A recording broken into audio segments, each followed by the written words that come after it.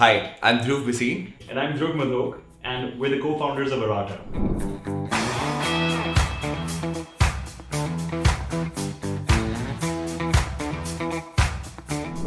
So I think we've seen interest rates rise globally, mostly off the back of some of the highest levels of inflation that have been seen in the West for multiple decades.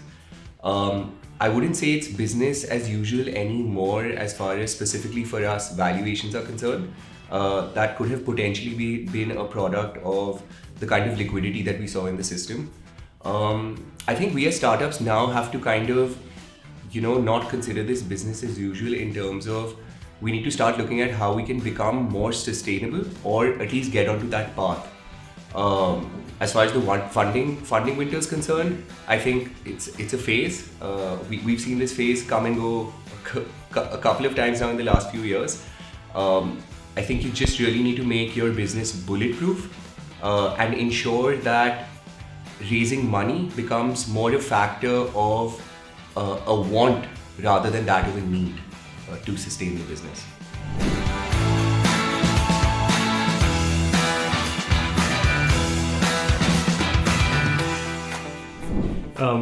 From my perspective, I'd love to see two things. One is access to more debt from PSU banks for startups.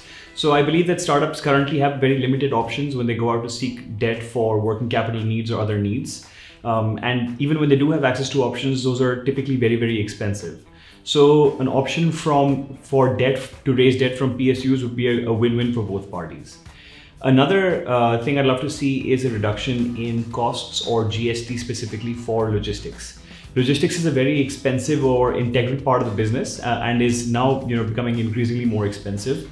So any reduction in costs within the logistics realm of business will actually benefit many businesses from startups to large scale organizations.